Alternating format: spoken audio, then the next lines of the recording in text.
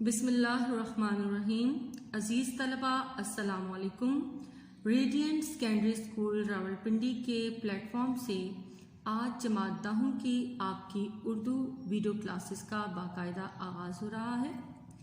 عزیز طلبہ، آپ کی یہ ویڈیو کلاسز 2 ماہ کے عرصے پر مبنی ہیں. ان 2 ماہ میں یعنی کہ ماہ جون اور ماہ جولائی میں ٹوٹل آپ کے 18 ویڈیو لیکچرز ہوں گے اور ان کی ترتیب کچھ یوں ہے کہ ہر ویک میں آپ کے 2 دن یعنی منڈے اور تھرسڈے کو آپ کا اردو کا ویڈیو لیکچر ہوگا. آپ نے اس بات کو یقینی بنانا ہے کہ ان ویڈیوز کو آپ اپنے پاس محفوظ رکھیں اور ان میں کرائے گئے کام کو آپ پراپر طریقے سے ان ٹائم کریں، کیونکہ ریگولر کلاسز کے آغاز پر یہ تمام لیکچرز دوبارہ رپیٹ نہیں کیے جائیں گے. ایک ہے جی آپ کی بک 1 اردو لازمی برائے جماعت دہم، اور یہ 2 سیکشنز کو ڈیل کرے گی. حصہ نثر جس میں آپ کے اسباق ہیں، اور حصہ شاعری جس میں پھر 2 اجزاء ہیں، نظم اور غزل. ٹھیک ہے جی. اور ہماری آن لائن کلاسز کا جو پہلا لیکچر ہوگا وہ بھی ہمارا بک 1 کے حصہ نثر سے متعلق ہوگا. ٹھیک ہے. دوسری کتاب ہے آپ کی بک 2 اردو قواعد و انشاء. یہ اسکرین پہ آپ کو نظر آ رہی ہے، اور اس میں آپ صرف و نحو یعنی اردو ہے کیا اور اردو کے قوانین قاعدے کیا ہیں. پھر اس کے بعد تلفظ کا باب 4 میں جس میں آپ درست ادائیگی سے لفظوں کو بولنا سیکھیں گے. پھر مضمون نگاری جس کے لیے آپ کو ہم نے ماہ اپریل میں نوٹس پرووائڈ کیے تھے، اور اب کمنگ ویڈیوز میں آپ کو اس کی کچھ ڈیٹیلز بھی دی جائیں گی. اور چوتھا چیپٹر آپ کا جو لاسٹ چیپٹر ہے، جو ایکچولی آپ کی قواعد میں باب دہم ہے، تفہیم عبارات و اشعار، اس کے بھی اپریل میں آپ کو نوٹس ہم نے دیے تھے، اور ہوپ سو آپ نے ان کے کوشچن آنسر کو یاد کیا ہوگا. ٹھیک ہے. تو بڑھتے ہیں آج کے پہلی ویڈیو کے فرسٹ لیکچر کی طرف، جو بنیادی طور پر ہمارے فرسٹ لیسن مرزا محمد سعید سے متعلق ہے. تو آپ اس لیسن کو جاننے سے پہلے دیکھ لیں کہ یہ جو نثری اسباق ہیں یہ ادب کی کن اصناف کو ڈیل کر رہے ہیں. ٹھیک ہے. جیسا کہ ہر جو رائٹر ہے وہ ادب میں سماج کا آئینہ دکھاتا ہے، تو وہ آئینہ دکھانے کے لیے جو معاشرے کے کردار ہیں، کہیں پہ وہ کسی کردار کا خاکہ بیان کرتا ہے، کہیں پہ مقالہ یعنی علمی مضمون بیان کرتا ہے، کہیں پہ سبق میں جو ہے وہ تخیلی داستان سامنے آتی ہے، کہیں معاشرے میں جو لوک داستانیں ہوتی ہیں ان کو موضوع بحث بنایا جاتا ہے، کہیں سفر ناموں کو شامل کیا جاتا ہے، اور کہیں پر مکتوب نگاری، جیسا کہ آپ کے نصاب کے جو آخری 2 اسباق ہیں وہ مکاتیب سے متعلق ہے یعنی خطوط سے متعلق ہے. ٹھیک ہے جی. تو پہلا جو ہمارا سبق ہے مرزا محمد سعید، یہ ادب کی کس صنف سے متعلق ہے؟ شخصی خاکہ. بچوں، آپ کی ایکسرسائز میں شخصی خاکے کی تعریف دی ہوئی ہے، لیکن لیسن کے آغاز میں آپ اس کو نوٹ کر لیں. میں اسکرین پہ آپ کو دکھا رہی ہوں کہ خاکہ کیا ہے. اس کو جاننا کیوں ضروری ہے کہ آپ کی درس جو کتاب ہے، فرسٹ بک جو ہے، اس کا ہر صفحہ اور ہر صفحے پر موجود ہر سطر آپ کے نصاب کے MCQs میں شامل ہے. اس کو آپ نے یاد کرنا ہے. ٹھیک ہے جی. شخصی خاکہ کیا ہے؟ کسی شخص کی زندگی کے کچھ پہلوؤں کو اس طرح نمایاں کرنا کہ اس کا تعارف بھی ہو جائے مگر وہ اس کی سوانح نہ ہو. سوانح کیا ہوتا ہے؟ طرز زندگی، جس میں تفصیلی زندگی کے حالات بتائے جاتے ہیں. لیکن یہاں مرزا محمد سعید کے حالات نہیں ہیں، بلکہ ان کے مثبت منفی پہلو اجاگر ہو رہے ہیں. خاکے میں اس شخص کے افکار و کردار، خوبیوں اور خامیوں پر روشنی ڈالی جاتی ہے.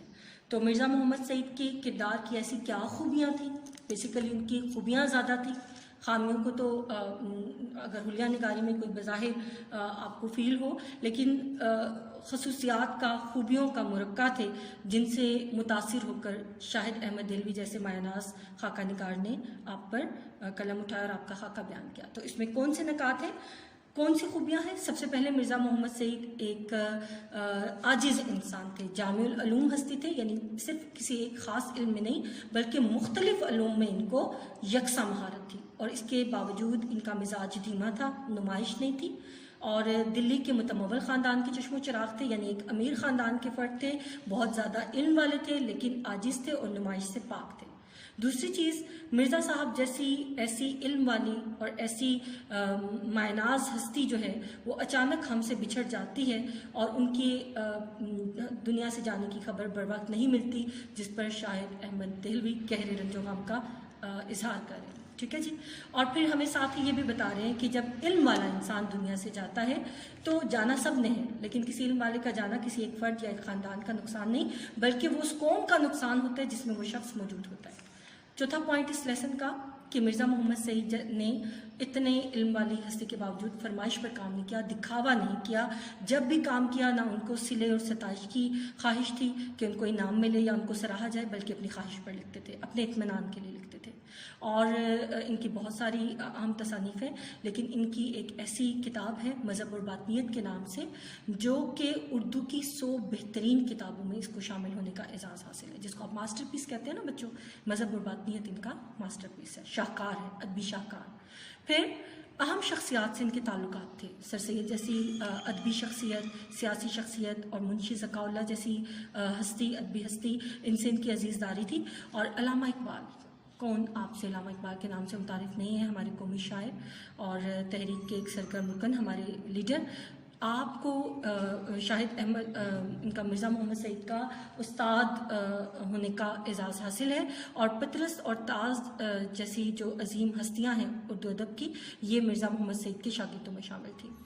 ریڈیو سے بھی وابستہ رہے ہیں مرزا محمد سعید. جیسا کہ آپ نے آغاز میں پڑھا کہ کبھی فرمائشی کام نہیں کیا، اپنے ایک اسٹوڈنٹ کی ریکویسٹ پر انہوں نے ریڈیو سے تقاریر نشر کروائی تھی. اور تقاریر نشر ہونے پر ایک جو تقاریر نشر کرنے کا انچارج تھا، اس کو ان کی علم کامت کا اندازہ نہیں تھا. اس نے روٹین کی کارروائی میں جب مرزا محمد سعید کی گفتگو کو ٹوکا تو اس پر مرزا محمد سعید جو ہے وہ ایک اصول پسند آدمی تھے، بہت غصے میں آ گئے، جلال میں آ گئے. وہ بھی آپ ان کے پہلو سے آگاہ ہوں گے. پھر دوسری جنگ عظیم جو تھی 1939 سے 1945 تک، اس میں ایک ادبی حلقہ قائم ہوا تھا تاکہ اس میں بات ہو، سماج کو مختلف باتوں سے آگہی ہو. تو وہاں ادبی محفلیں منعقد ہوتی تھیں، اور اس میں فیض کا نام سے بھی آپ واقف ہیں، ہمارے نامور شاعر ہیں. انہوں نے ایک موقع پر بات کاٹ دی تو مرزا صاحب کو گفتگو کا یوں اس میں دخل اندازی جو ہے وہ پسند نہ آئی اور بہت غصے میں آئے. اور بات کاٹنے کا مقصد فیض کا یہ تھا کہ شاید وہ جب سمجھتے تھے کہ مرزا جس موضوع پر بات کر رہے ہیں ان کو اتنی واقفیت نہیں ہے، اور جب مرزا صاحب نے بغیر رکے جب بولنا شروع کیا اس موضوع پر تو ادبی حلقے میں موجود لوگ بھی ان کی علم پر حیران رہ گئے. تو یہاں پر آپ دیکھیں گے کہ نمائش وہ نہیں کرتے تھے، اور اچانک سے جب ان کو موقع ملا اور لوگ ان کی علم سے آگاہ ہوئے تو سب انگشت بدندار رہ گئے اور علمیت پر حیران رہ جانا. اور اس کے علاوہ یہ سب کیوں تھا؟ مرزا کے پاس اتنا علم کہاں سے آیا؟ کہ ان کی ایک عادت تھی کہ زندگی بھر وہ مطالعہ کتب کرتے رہے، یہاں تک کہ ریٹائرمنٹ کے بعد بھی ان کو جو پینشن ملتی تھی اس کا بڑا حصہ وہ کتابوں کے خریدنے پر لگاتے تھے، اور اس وجہ سے ان کو بہت زیادہ مختلف علوم میں مہارت رہی. مرزا صاحب کی زندگی ان ساری خوبیوں کے ساتھ بہت سادہ تھی. وہ کھانا، لباس اور طرز زندگی اس سب میں سادگی تھی. اور اس کے علاوہ 1959 میں ادیبوں کی ایک جماعت بنی، ادیبوں کا ایک گلڈ بنا، جماعت کو کہتے ہیں. اس کی جو صدارت کی وہ بھی مرزا محمد سعید نے کی، یعنی پہلے جلسے کی، پہلی محفل کی صدارت کس کو یہ آنر ملا؟ مرزا محمد سعید. تو یہاں سے آپ مزید یہ سمجھ سکتے ہیں کہ ان کی علمی کامت کیا تھی. مرزا صاحب کی حلیہ نگاری آپ کو پتہ چلے گی کہ بظاہر بہت دبلے پتلے کمزور سے انسان تھے اور عمر کے ایک درمیانی حصے میں تھے، لیکن اس کی تفصیل آپ لیسن کے اینڈ میں دیکھیں گے. اور پھر آخر میں سب سے اہم نقطہ جو اس کتاب کے اندر اس سبق کو شامل کرنے کی ایک بنیاد بنا ہے کہ اتنی قد آور علمی شخصیت، جامع العلوم، مختلف علوم میں مہارت رکھنے والی ہستی کا دنیا سے جانا جہاں نقصان ہے، وہاں بر وقت ان کی موت کی خبر نہ ملنا، اس پر جتنا رنج ہو یہ کم ہے. اور اس کو شاہد احمد دہلوی نے کہا ہے کہ یہ جرم ہوا ہے ہم سے کہ ہمیں بر وقت اطلاع نہیں ملی، اور اس لیے جرم کی سزا ہے کہ اللہ پاک نے ہم سے مرزا محمد سعید کو ہم سے اٹھا لیا اور ہم ان جیسی ہستی سے محروم ہو گئے. تو بڑھتے ہیں جی اب بک 1 میں ڈیٹیل کی طرف کہ شاہد احمد دہلوی جو ایک خاکہ نگار ہیں، صفحہ نمبر 11 پر آپ دیکھیں گے، کھول لیجیے اور ہائی لائٹر اور پینسل اپنے پاس رکھ لیں. اور بیٹا ویڈیو کو آگے سننے سے پہلے میں آپ سے یہ کہوں گی کہ آپ مرزا محمد سعید کے جو ورڈز میننگ آپ کے پاس نوٹس میں ہیں، آپ کو نوٹس ہم نے پرووائڈ کر دیا، وہ لیسن پہ لکھیں.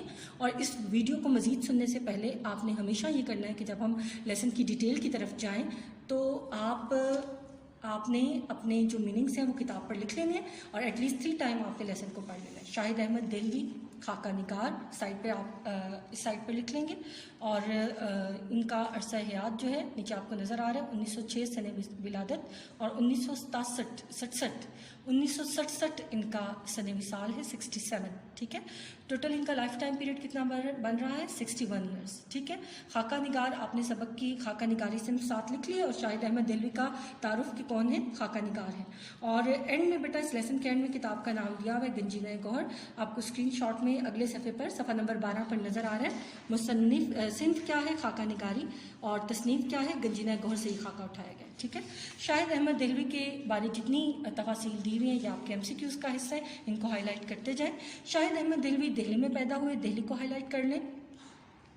وہ ڈپٹی نذیر احمد دہلوی, اردو کے ہمارے جو ارکان خمسہ ہیں ان میں یہ ڈپٹی نذیر احمد دہلوی کے پوتے تھے. ان کے دادا کا نام ڈپٹی نذیر احمد دہلوی اور مولوی بشیر الدین احمد کے فرزند تھے. ہائی لائٹ کر لیں.